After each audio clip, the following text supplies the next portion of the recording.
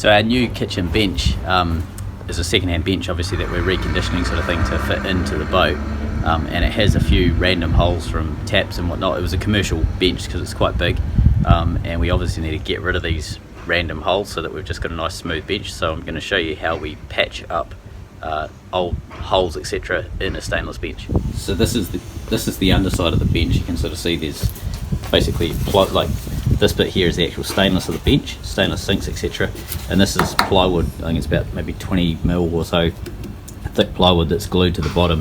Makes the bench nice and stiff. I'm just going to go into the sunlight here. This is one of the holes we have to patch up, so you can see that I've cut the ply all the way around, so when I weld it doesn't catch fire and cause any grief that way. But basically what we're going to do is trim this piece out so it's a nice easy fit. I'm going to weld in a piece of steel over top, so it sits like a cap over top here, of 3 mil. This bench is only about 1 mil thick or something. I'm going to put a bit of 3 mil over top of it so that when I weld it on the other side it doesn't warp and carry on and be a monster.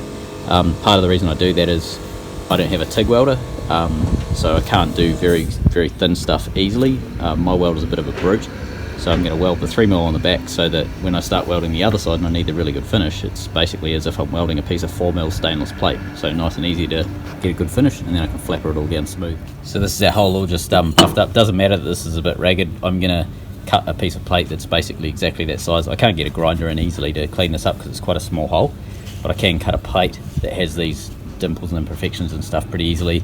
All that on the other side is going to be filled up with weld anyway, and then flap it off so you'll never even notice. So this is my plate. Now I've actually got a hole in it on purpose. I want to weld that in like that, and then I'm also going to weld down onto the plate so it sort of holds it all level against it and everything. Yeah, just stops it from sort of bending up like that. It keeps it flush against this plate here. So yeah, let's get this welded in and then we'll flip it over and do the other side.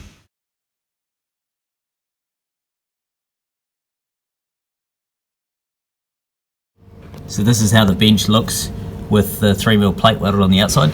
So we're going to obviously flapper off all of this sort of rubbish when we do the final weld, but see, you can sort of see this white paint.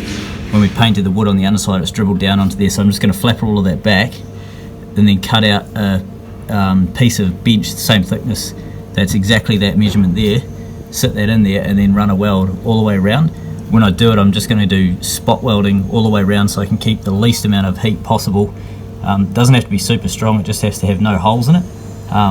So yeah, basically once I've done that, I'll make sure the weld sticks up past the surface of the bench, and then I'll get a fine flapper the whole thing down and then go over it with wet and dry back and forth, and you'll never even know that there was a hole there.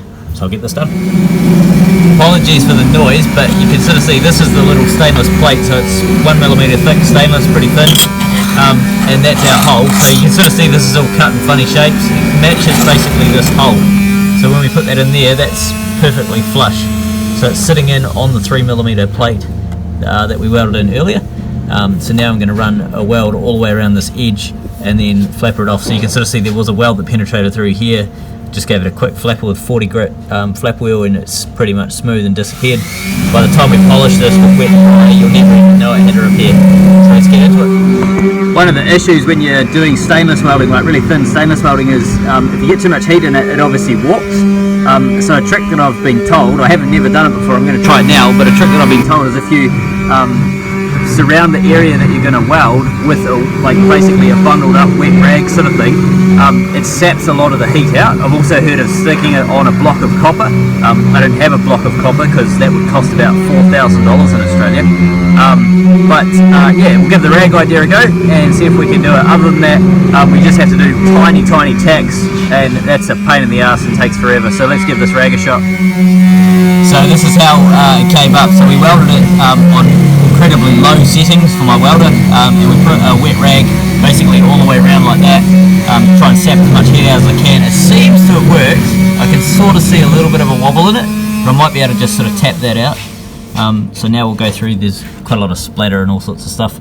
I have no idea what would cause that or how to fix that. I'm not a welder, but I can fix that with a flap wheel, so it's all good. So let's get this smooth and see how our work looks.